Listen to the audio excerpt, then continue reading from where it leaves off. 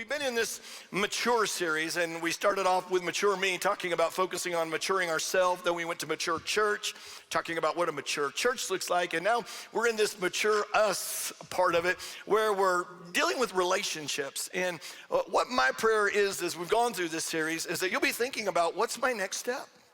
How can I get better with me? How can I get better collectively in the church? And how can I get better in some of the relationships in my life? Rather than just coming into church and feeling like church is a checkbox that, okay, I got that done, now God's gonna be with me this week. Be thinking, man, well, God, what's my next step? What is it that you really wanted to take me to? And so last week we started a message that I'm gonna finish today. We looked at a passage in Ecclesiastes chapter 4. And so if you've got your Bibles and you wanna flip over to that, but Solomon is talking about the dynamic of human relationship. And he's talking about the thing that we long for the most and the thing that we fear the most, and that's intimacy. That we, deep inside of us, there's something that longs to be connected with people. Now, if we've been hurt a lot in life, that is the last thing that we want. In fact, intimacy is something that we're like this many times, and yet inside of us, there's a real need for all of us to have intimacy. And so Solomon's talking about learning how to elevate the relationships in our life and being in relationships that actually elevate us, that there is this reciprocity of giving, if you will, that we're elevating others and we're being elevated by others. So the goal is to find people that can elevate you, but at the same time, choose to be people that elevate the relationships that are in your life. So last week we began looking at verse 9, and I want to jump in there, do a real quick review, and then kind of finish the last two verses today. But in verse 9, Solomon is talking, and he's saying, two are better than one. And there really is the basic assumption in life that two are better than one, that we are better together. He says, because they have a good return for their labor. So Solomon is really laying out for us this dynamic that is so important, and that is that you and I, we were not designed to do life alone. We weren't designed to live life isolated. We weren't designed to think on just our own and understand things just on our own. We weren't designed to live alone. In fact, you cannot fulfill the God-given dream and the God-given purpose that you have without the help of other people. You really can. And so what we discovered last week is that we need to choose people that make us better. We've got to invite people into our life that make us better, but also to choose to make others better. That when we're in a relationship, we want those people to make us better, but we choose to make them better, because two are better than one because they have a good return for their labor. And so I asked this question last week, but let me ask it one more time. Are two better than one when you're number two? When you're in someone's life, do they have a good return on their labor? Do they become better? Do they become more successful? Do they get out of damaged issues in their past and in their life? So going on in verse 10, it says, if either of them falls down, one can help the other up. But pity anyone who falls and has no one to help them up. See, we need people who can help us stand when we're struggling to stand. And we need to be the people who can stand when others are struggling to stand. Because all of us go through seasons in our life when we're struggling to stand. Maybe something happened in our life, an event, or something came out of the blue and we're struggling to stand. We need others to help us stand. So he's saying that's why it's so powerful when two people walk together. Because if you fall down alone, no one is there to pick you up. But listen, when you have someone in your life, when you fall, it's not if you fall, but when you fall, they're there to pick you up. They're there to stand with you. They're there to stand with you in your weakness. They're there to stand with you in your failure, and they don't walk away from you. And you know how you can keep people not walking away from you? Don't walk away from them.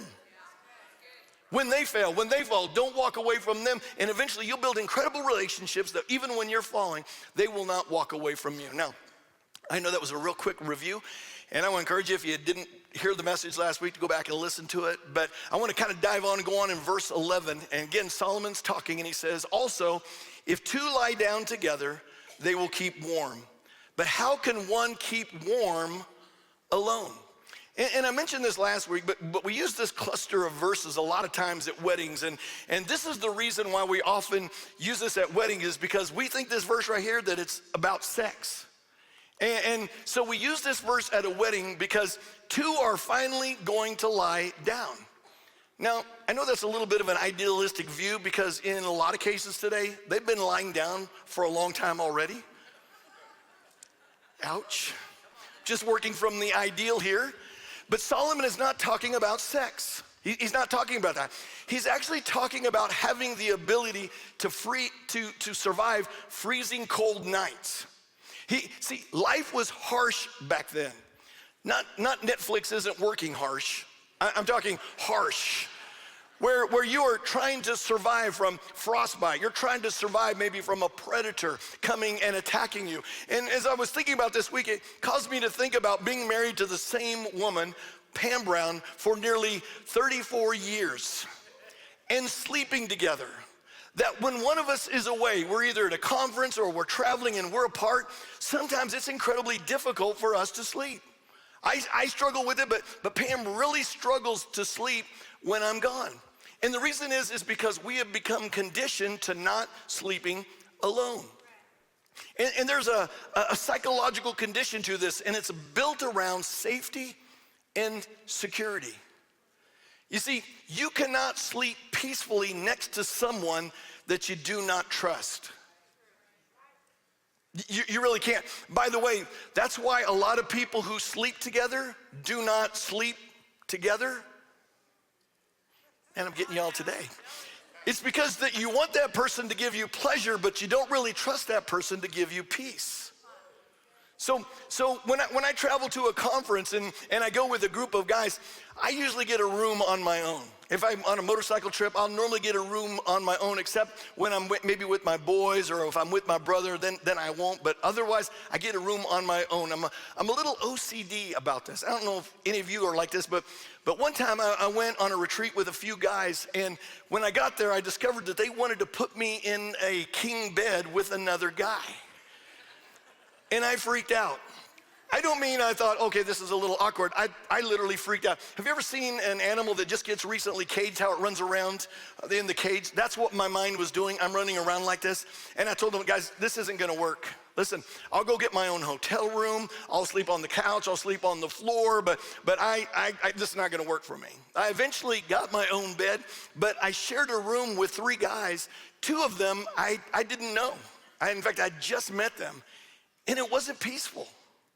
It wasn't, I don't feel secure being in a room, sleeping in a room with people that I don't know. I don't know if they're a serial killer. I don't know if they like to cruise around the room naked, and make me feel incredibly awkward.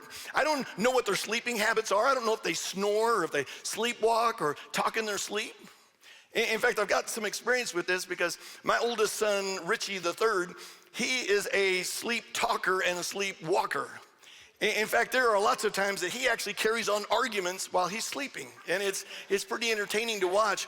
And one time when he was in high school, he's 6 foot plus, and I'm waking up in the middle of the night, and he is standing right beside my bed. And I'm thinking, the Menendez brothers, okay, what's going on here? So I real patiently and quietly said, hey, Richie, go back to your room. And he just turned and kind of went back to his room. And so it's weird. And so Solomon is talking in this verse about this issue of trust. And so he says, also, if two lie down together, they will keep warm, but how can one keep warm alone? And Solomon is talking about the thing that we long for, again, is intimacy and connection. And by the way, this goes way beyond marriage. It goes in our relationships, the friendships that we have. Now, we only apply it to marriage, but really in other relationships, we should have this intimacy and connection going on where you need people in your life that they have your back and they know that you've got their back. That you can be trusted with whatever they're going through. That you can be trusted with the thing that they're walking through. You see, when I go to sleep, I'm not worried that Pam is going to kill me. Even though there may be some nights that she might want to, all right? I really don't worry about it. In fact, what I know about Pam is I know that she is going to protect me. She'll guard me, and she knows that I would protect her. Hallelujah. Again, kind of some crazy sleeping times. I'm a little active in my sleep too, so I know where my son gets it from. But several months ago, maybe almost 8 or 9 months ago, I had a dream that someone was breaking into our house. You ever have those dreams and it feels so real and vivid? I just knew someone was breaking into our house, so I rolled over on top of my wife to protect her, like this, and she goes, Richie, and I go, shh. She goes, Richie. I said, shh, Richie. Because if someone's breaking in, you don't want to let them know where you're at, right? So I'm trying to get her to be quiet. Finally, I kind of wake up and I'm like, oh, I'm sorry. But I would protect her, and I know that she would protect me. And I wonder who in your life you trust so much that you could go to sleep knowing they have your back. And we could talk even about this metaphorically. Could you almost go to sleep knowing the people, the relationships in your life, you know that they've got your back? See, it's a rare thing in your life to have someone that you know will be there, that you could go to sleep knowing that you're safe because of that relationship. And I think every one of us need a place where we feel safe. I think one of the great tragedies in society today is that church became a place where people no longer felt safe. That church became a place that was filled with judgment and condemnation, that it was filled with comparison and competition. And by the way, this is in real life too. It isn't just the church, it's humanity. That you and I, we need to create atmosphere where there's mutual trust with people, that people feel safe. Amen. Several years ago when Pam and I were going through a hard time, when we were talking with our counselor, she would say, Richie, I don't feel safe. And I said, Pam, I've never beat you. I've never, said ugly things towards you. She goes, emotionally, I don't feel safe that I can be open and vulnerable with you. And we have to create that with people. So the moment that I recognize that you don't feel safe with me, I've got to back up and be careful with you. In fact, I read a book called Crucial Conversations, and they talk about the moment that you're having a conversation with somebody and they don't feel safe in the conversation, you don't need to go, hey, buckle up, buttercup, and just man up on this. You need to step back and go, man, let me create a safe place for you. Because we need to do that in our relationships, that we're creating this safety with one another. All my life, I've loved to be involved in sports, and I can find myself when I'm in the middle of a sport being way too competitive. Anybody, you're like that?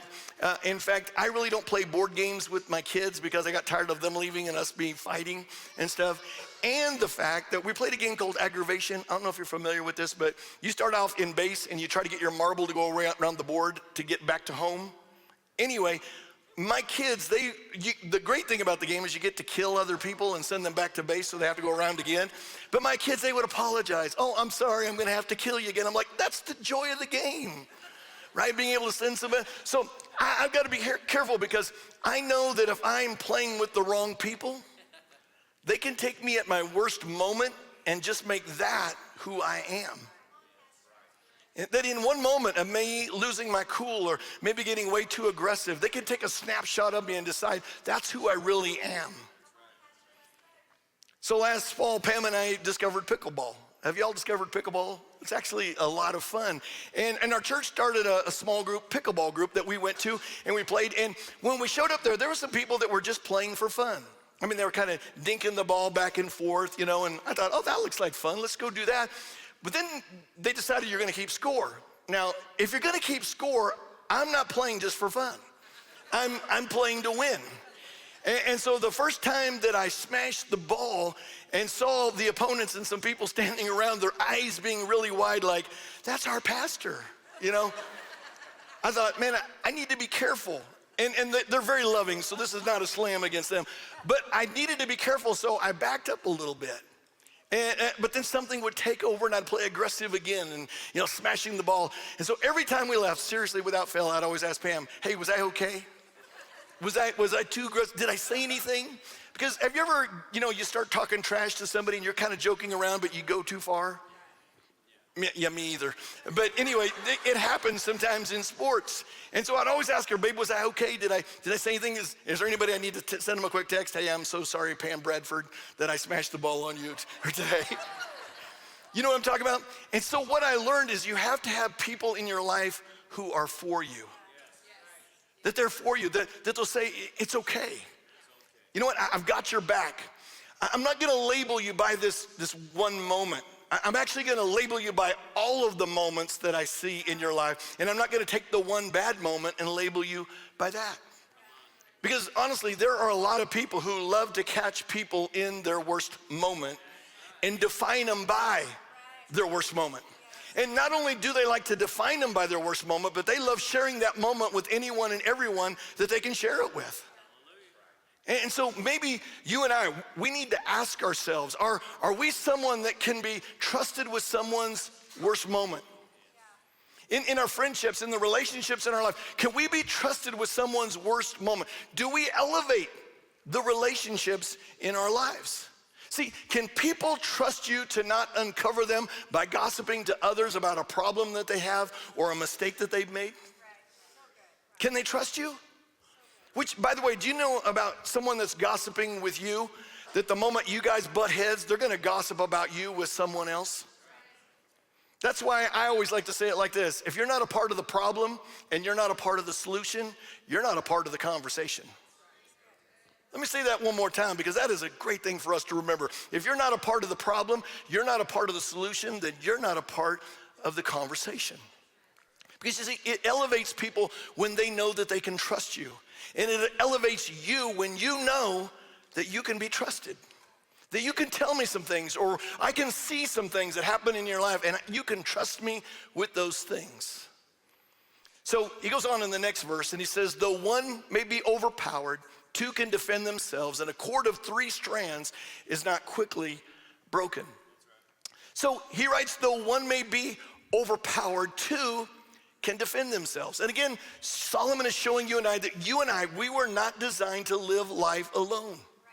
We were designed to live life in community. We were designed to have people come into our lives. See, we need relationships that elevate us, where we make others better, where we stand in someone's weakness, where we can be trusted with stuff going on. And there's also something else, is we need to be in relationships that we make others stronger. That because of the relationships I'm in, I'm making those people stronger. It's where we make an investment in their life to help them advance their life. See, we help them move past maybe a situation or an event that caused them to get stuck, because all of us have had those things. We've had those things that happen in our life, that a tragedy happened or an abusive thing happened to us, and a lot of times people get stuck. And they get stuck, or they never keep growing, and emotionally or relationally, they're way back here rather than continuing to grow, or they begin operating in dysfunctional behavior. So sometimes the person that you and I need to be protected from the most is us, my own dysfunctional behavior. I think you guys are familiar with this, but are you familiar with the thought or the concept of a codependent relationship? Most of us are, but it basically happens when someone in the relationship has this very visible addiction, this very visible brokenness, this very visible issue that can be seen. But you're actually codependent because you need the person to be broken. And the reason why you need the person to be broken is it's because that's how you find meaning in life. It almost becomes kind of this savior complex that I'm here to fix them. And you need to be careful, because you might actually choose people who provoke your need to be in codependent or broken relationships.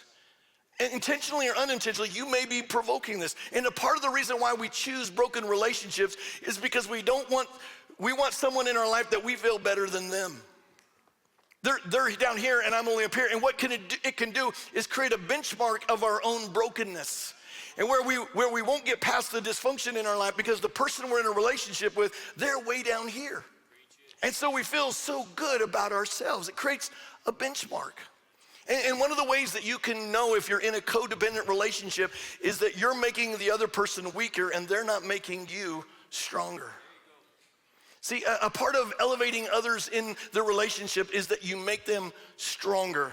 That because they know you, because they've connected with you, because you've been in a relationship, they're growing. And listen, by the way, we've got to be graceful through the process. This isn't an instant thing that I get it, I'm totally well now. It's a process of doing better, step back, doing better, step back. Are they growing? Are they getting stronger? To where in that relationship, you're both speaking the truth to each other. You're speaking it in love and with love.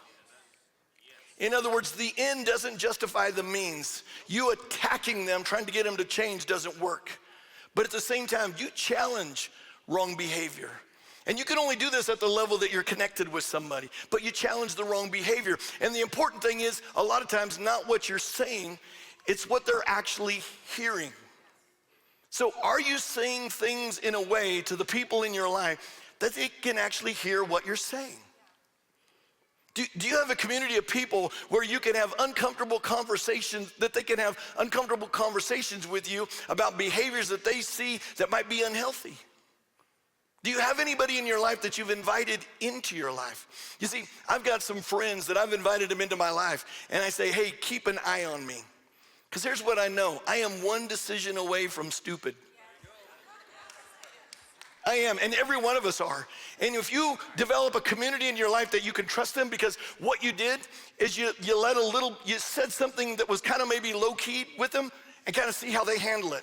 And they did great, so you go a little deeper and see how they handle it. They did well, you go a little bit deeper. At some point, maybe they don't do as well. That's when you start having a conversation with them. Hey, I'm not asking you to fix this. I'm asking you just to let me bounce this off of you. And you keep developing that relationship. Because the truth is that people gravitate to people who do not make them stronger when they're afraid to leave their weakness. They don't want to move away from their weakness and move to their strength. And so we'll surround ourselves with people that won't challenge us to move there. See, in this, it doesn't mean that you act like a wrecking ball. It doesn't mean that you act like you just don't care and that you say harsh and brutal things to people because that's the only way you think they're gonna move. But listen, we should refuse to leave people in their weakness. We should refuse to leave them in their dysfunction. We should be in a relationship where we call people to their strength, to where we speak about their destiny and about their purpose, and we know it because we've been in relationship with them and we've seen it. My son Christian, when he was growing up, he was a little ornery, and unfortunately, Pam and I kept saying over him, "You're so ornery, you're so ornery, you're so ornery." Well, it became a self-fulfilling prophecy. He got ornerier. And finally we recognized we gotta stop saying this. So we began speaking to his destiny and his purpose. And now I can't tell you how proud I am of my son Christian and both my boys. But it's because we decided we're gonna speak to their greatness and speak to their destiny and their purpose. We see their problems, we see their faults, but we speak to their greatness. I don't like being called out on wrong behavior. Do you? Get called out, especially if it happens in front of other people. Someone calls you out in front of other people. See, I don't like it coming from people who don't really know me. They don't really know me, but they'll still call me out. I'd prefer it to be from people that I know, people that I've built a relationship with. But let's be really honest today. Sometimes your biggest critics can actually tell you the most important truths, because they're gonna be blunt, honest. And while it stings, listen, even if they're not for your good, and even if what they're saying only has just a tiny bit of truth in it, you can still use what they're saying for your good. It's the proverbial thing of you eat the chicken and you spit out the bones. That sometimes there is a nugget of truth in a pile of manure, to be honest with you. But man, if you will find the nugget of truth, it can literally change you. But the best way for feedback to work in our lives is, again, when we've cultivated relationships to the point where you can allow them to speak into your life and speak about what they see, so that what they say to you can actually make you stronger, that they make you a better person. And here's the caveat, really, kind of in those kind of relationships. If you have to love them more than you love being loved by them. Yes. Does that make sense? We have to be willing to speak and receive the truth. See, we have to be willing to speak and receive truth from the friendships in our lives, or we don't really have friendships. All we really have are acquaintances. And so we've got to be willing to speak the truth, and we've got to be willing to receive the truth. So we elevate the relationships in our lives when we make them stronger. Again, that's why Solomon writes, though one may be overpowered, two can defend themselves. And we need to check our motives with this. In fact, we need to ask ourselves sometimes when we're in the middle of something that is, again, maybe a jugular issue we're talking about. We need to ask, are we for this person? Are we fighting for this person? Or are we fighting with this person? See, when you're fighting for someone, you're a part of their growth journey. You're a part of their defense, that you're standing with them. You're a part of making them stronger in your life. Listen, I am so much stronger because I have Pam in my life. That Pam doesn't mind calling me on my stuff. I'm so much stronger because I have my kids in my life. I'm so much stronger because I have a group of close friends in my life that will talk to me about stuff, which, by the way, I'm not opening up to all of you to speak to me about everything you want to speak to. I've got some close friends that I want to come talk to me. Now, if you want to come talk to me, I'll listen. But you might be the one little grain of truth in the pile of manure, but I'll get something out of it. But I've got some people that I've invited into my life because I need it in my life. Again, they're gonna call me on my stuff. Listen, because they wanna see me stronger. And we need to be that for other people. That takes courage to be that for other people, because some of you have been trying on your own. You've been trying to get stronger on your own all your life. You keep isolating yourself, going, I'm gonna be stronger on your own. And you may have experienced some level of success. Maybe you're doing better than your parents did, or maybe you're doing better than your peers are doing. But no matter how good any of us are, we still have blind spots, deaf spots, and dumb spots. There's things that we can't see, things that we can't hear, and things that we just don't know. So we need people in our life. Maybe that's one of the reasons that your faith keeps slipping away. And I'm not talking about you being saved and then losing your salvation. I'm talking about one day you're strong, and you believe that God is who he says he is and that God will do what he says he will do, and the next moment you're filled with fear, worry, and doubt and unbelief. Because you need people in your life. You need someone to hold on to your faith with you. I know I do, because there are times when I'm down and my wife is up. She's the one going, honey, we got this. There's times when she's down and I'm up and I'm going, honey, we got this. But there's sometimes when we're both down. And how many of you know, if you've been married, that's not a good place to be. And so we've got people in our life that hold on to our faith with us. That's the reason why we cannot live our life alone. We cannot do life alone. We need each other. So maybe it's time for you to be the strength for others, to realize that someone else's faith may not be as strong as yours. In fact, this is one of the reasons I remind people how important it is for you to show up at church. It's not because you're not doing well, because maybe you're doing great. In fact, if you're doing great, we need you. The people that are sitting around you need you. The people that you're connected with, they need you. So if you're just focusing on your faith, what are you doing for people who need you? What are you doing for people to help them become stronger?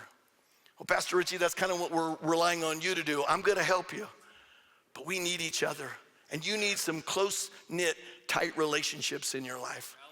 So again, Solomon, Ecclesiastes, though one may be overpowered, two can defend themselves, and a cord of 3 strands is not quickly broken. So I wanna close with this one final thought. And as Solomon kind of shifts gears in this last statement, that a cord of 3 strands is not quickly broken. And it's kind of interesting, because he's been talking about 2 and 1 and 2 and 1 and 2 and 1, how 2 are better than 1, and then he brings up the 3. And it's because he's trying to help us understand something that most of us, if we're Christ followers, we understand. He's talking about how when 2 people come together and connect in a relationship with the God that created them. And the application that we see in this over and over again is that when 2 people walk together and they commit their lives and they commit their relationship to each other, which, have you ever thought about that? The friendships in your life, the relationships in your life, internally making a decision, I'm committed. I'm committed to this. Not, hey, this, as long as this works out for me, I'm in. But the moment it doesn't, I'm out. That you commit to a relationship with others, and not only do you bind your lives together, but then they wrap their lives around a relationship with Jesus. And when you and I do that, what it does is it exponentially strengthens the relationship. It doesn't make the relationship just a little bit better. It takes it to the power of 100, to the power of 1,000, to the power of 1,000,000. It exponentially strengthens the relationship. And so as we kind of wind down our time together today, I want to throw out some questions, maybe for self-reflection, or maybe a little bit of a challenge to you today. And this is the first one. In the relationships in your life, have you wrapped your lives around Jesus? Is Jesus at the center of your relationship? Or is it the Dallas Cowboys? Maybe not this year, Is it your work? Is it children? Is it a hobby? Are those things at the center of your life, or is Jesus? It's pretty easy to tell. Does Jesus ever come up in your conversation? Is it about your growth journey and what's happening in your life? See, Jesus being at the center of Pam and I's life is what has allowed her and I to be married for 34 years, because I'm not that easy to live with. It's Jesus at the center of our life. Pam and I are still married because there's always been a third person in our relationship, and his name is Jesus. So when we feel unloving, he brings us back to unconditional love. When we feel like not forgiving, God always brings us back to the issue of that we've got to forgive and we've got to move on. See, there have been a lot of challenges that could have torn us apart, and many of you know because you've lived life. But we're not just two strands. There's this third strand that holds us together, and his name is Jesus. And when you factor in that I have two boys, I mean, it's tough to raise kids. It's a challenge, and there were times when we could be at odds, but Jesus was always the center. And when I have now two daughter-in-laws that were raised differently than my boys were, they come into a new environment and they don't mind sharing what they think, and I love that. That could be a challenge. And then I've got 4 grandchildren, and they haven't done anything yet, but they're still pretty young. But having family can be tough. Having relationships can be tough. But it's better when Jesus is at the center. So for those of you who are Christ followers, I want to ask you, is Jesus at the center of your life, or do you just work with him and move him in when it's convenient? When life's falling apart, now I want Jesus to be at the center of my life, or is he at the center of your life? Do you prioritize his word? Because that's him speaking to you. That's how he's building the relationship with you. Do you prioritize prayer? Because that's you talking to him and cultivating a relationship, allowing him to download things into your life. Do you prioritize other people in your life? Do you get into other people's lives so that you can elevate others and grow yourself while you're elevating them? And for those of you that don't know Christ, have you ever wondered why it often feels like there's a broken strand in your relationship? Something always just seems off. It's because the strand that you need to add to your relationships is Jesus. You need to put him at the center, because again, you are not designed to live and do life alone. See, I don't know how two people can make it if they don't wrap themselves in the one who shows unconditional love. I don't know how you make it. See, God wants to establish, or he wants to reestablish relationships in our lives. And he wants us to be driven with the motive of love, that we love God and we love others with everything that we do. See, he doesn't want us to live life alone. He wants us to be, first of all, in a loving relationship with him. And that loving relationship with him changes us. And we're able to have a loving relationship with others.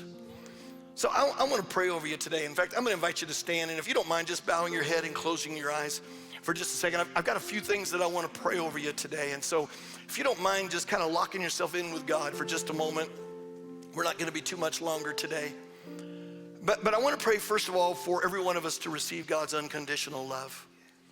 And you can know that you have God's unconditional love because you show unconditional love to others. That your love with everyone that you come in contact with is never conditional. And so, Lord, I pray right now, God, over every one of us that are here, those that are watching online right now, God, that we would receive a fresh touch of your unconditional love.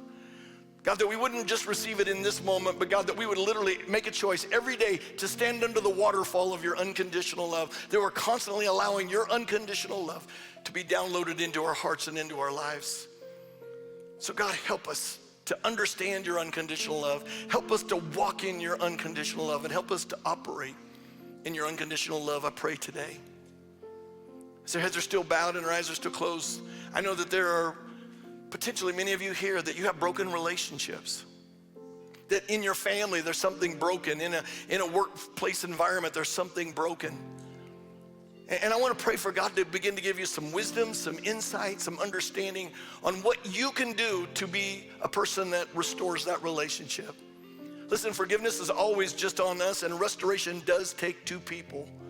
But maybe God's going to give you some wisdom. He's going to give you some insight, some ways of communicating that will help you restore that relationship. So as I'm praying over you and you're thinking about that, would you just take a moment and say, God, would you help me with my child? God, would you help me with my parents?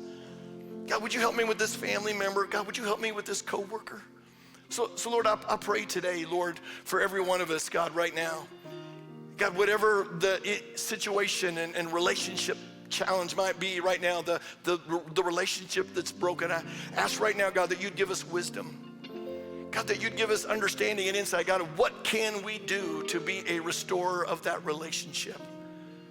So God, I pray right now that you'd breathe fresh life into each one. Let your Holy Spirit, God, come, I pray. God, help us to recognize, God, that we're called to elevate the relationships that are in our lives and find relationships that elevate us. So thank you, God, for what you're going to do.